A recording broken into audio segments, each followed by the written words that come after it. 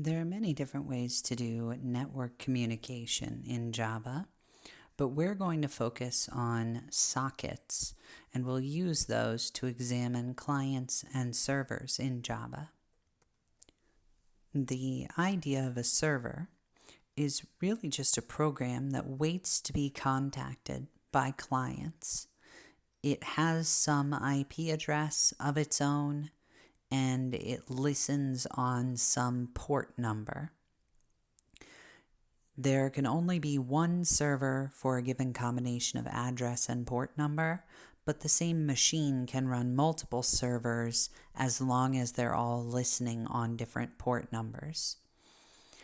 When a server accepts a connection, then a socket is opened for communication.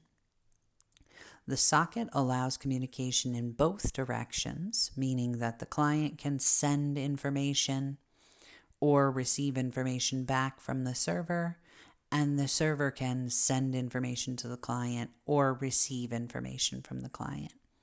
Both of them can send and receive. It goes in both directions. If the client and server are implemented in the same language, often those languages have sort of internal structures that allow you to send procedure calls remotely or to do method invocations remotely. And Java does have some systems for that sort of thing. We will focus on the use of sockets, however, because they're pretty standard and they allow you to do things across different programming languages too. If your server was written in C, but your client was written in Java, you can communicate between those because sockets only transfer raw data as bytes.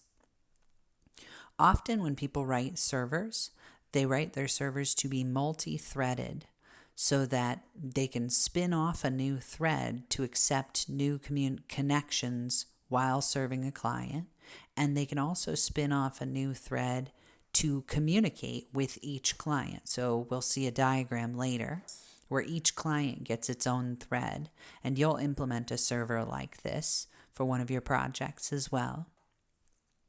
So here's some code for a simple server.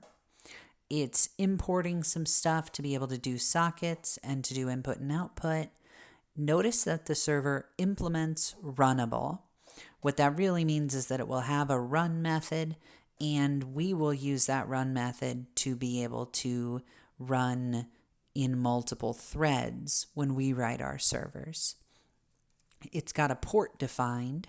It doesn't have to define its own IP address because, of course, the IP address belongs to the machine that the server is running on.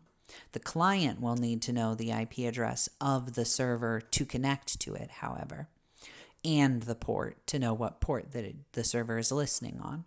So our server takes the port in, and if the port is in the wrong range, it throws an exception for that. Otherwise, it's just storing the port. Some ports are privileged, meaning that they are set aside and you need special privileges to use them, like administrator privileges.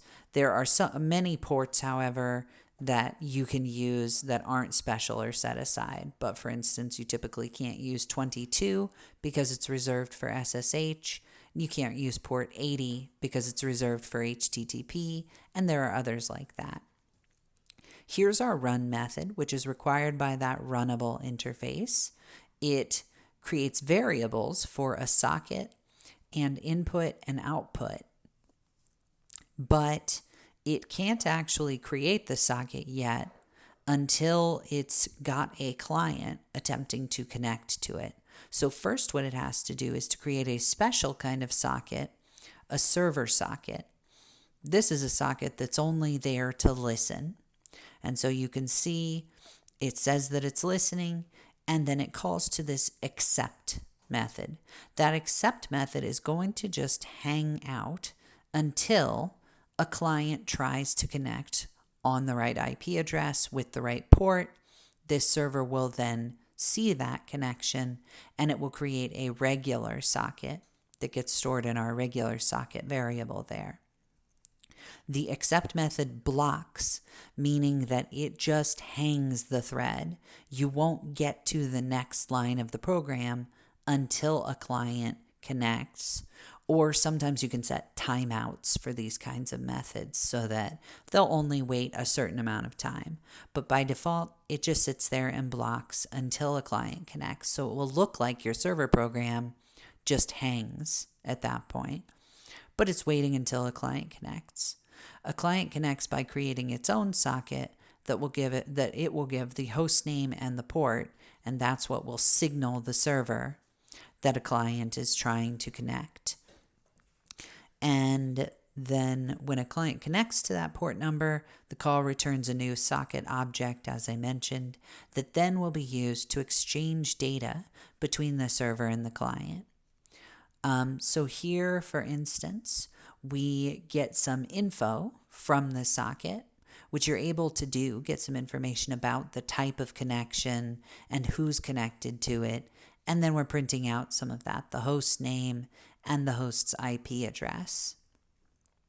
There's this other method called here set keep alive that prevents the socket from being closed due to lack of activity. So just because we're not getting data right now, please don't close it. Keep it open. If you don't set this, then it might close the socket after a certain amount of inactivity. To read from or write to the socket's input and output, we can set up streams. So the socket has an input stream and an output stream. We can use stream readers. We can use buffered readers. Similarly, we can use stream writers and buffered writers. The print writer will work a lot like system.out, and we could even set up a scanner on the input and be able to get the input using next lines and things like that, just like we typically do for a scanner on a file or on system in. So we can set these up to behave a lot like system in and system out for our typical program. The one main difference that you'll find with using networked streams, especially buffered ones, is that they can and often should be flushed. So what that means is a buffered stream is one where it may not be beneficial to send every single bit or byte as soon as it appears in the stream. You don't always need, for instance, when I'm SSHing to a machine, I don't always need every character to be transmitted to that machine the moment I type it. It might wait and sort of buffer until I finish a command and then send that whole command across. And so the same can be true for the streams that we get from our sockets. And so you'll sometimes have to tell your program to flush the stream, meaning transmit whatever data is sitting on that stream so that it gets updated at the other end. If you don't do this, sometimes your data just sits there and never actually makes it across because you haven't transmitted enough to fill the buffer and convince the program that it's a meaningful amount that actually needs to be sent. So here we are reading in lines from the buffer or from the socket's input to us, meaning our server is getting input from the socket. It catches I/O exceptions here because as we're doing things over a network, the chance that an input or output exception happens is a lot higher. The network connection could break, we could hit some bad latency, all sorts of things that we really should handle there. Also, if the client closes the connection at the wrong time, for instance, if the client closed the connection just before we called readline, then it would throw an exception. If the client closes the connection after we've already called readline and we were waiting on the client to send us some data, that's a little easier to recover from. We'll just get null back. So if the socket closes after I've requested a line will get null back. Sort of like if the program is waiting on command line input from a user. The same could be true here. We could be waiting on input from the client, and if the client closes the connection at that point, we'll just get null as a result from that. So in this case, my code handles the exception by also just storing null. So both of those will look about the same to this program. So if you call readline on a closed socket, you're going to get an IO exception. In general, as I mentioned, you will get more IO exceptions when you're using sockets for your input and output. If you close the socket, it closes those streams that you've been using, the input and output streams, which that makes some sense. What people sometimes don't understand is that also closing the input or output streams closes the socket. What you can do instead is you can shut down input or shut down output on the socket. These are special methods that you could use to close off only part of the stream or one of the streams and not close out the whole socket. A server that does not properly close its streams and its sockets may run out of resources. There are a limited number of connections you're allowed to have. There are a limited number of file descriptors. And weirdly enough, the streams from a socket get counted as file descriptors in many programming languages, like Java.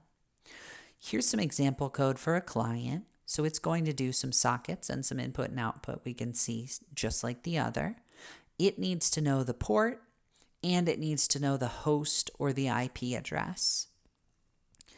And then it does a similar check for the port being in the right range, and it stores the port and the host IP address. Then it directly creates the socket using the host's information and the port. Unlike the server, it doesn't have to sit and wait for a connection. It starts the connection by reaching out to contact that server. Once that connection is established, then we will pass this line. We would print out that it was successfully contacted, and now we've got setting up our input and output. So we create a scanner on the input stream and an output stream writer on the output stream. There are lots of different ways that you can handle these input and output streams. This is just another of them. We also have created a scanner on system in so that the user, the human user of this client, can send information to the server and get information back from the server. So here, for instance, we see that whatever the user types, we're just sending it straight to the server through that output stream there, this one. And then we're also writing a new line.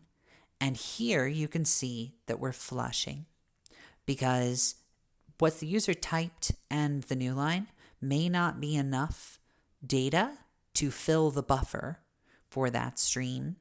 And so sometimes it's important, as I mentioned before, to manually tell it, I'm done for the moment. Please send that data across the connection through the socket. And then if we get something back from the server, then we'll print that out.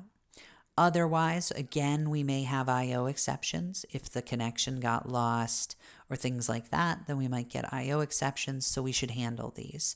A better client could handle more possible exceptions here and would also more responsibly close out the file descriptors when it was done. This one's not really thorough in that way, but you should be when you write programs. Here's a diagram of what a server and a client and client connections could look like. So the box over here, the yellow box, is the server. It's listening on a certain port, and it might be listening with a particular thread that's waiting to accept connections. Once it sees a connection, then it may spin off a new thread to do the communication with that client that just connected. That allows the original thread to go back to listening for more clients. And as it hears more clients, then it's going to spin off more unique threads for each of them. And they will do their work until they're done, and the original thread will continue to listen for new clients. And this is the exact kind of model that you'll work with when you write a server for homework 2 in this class.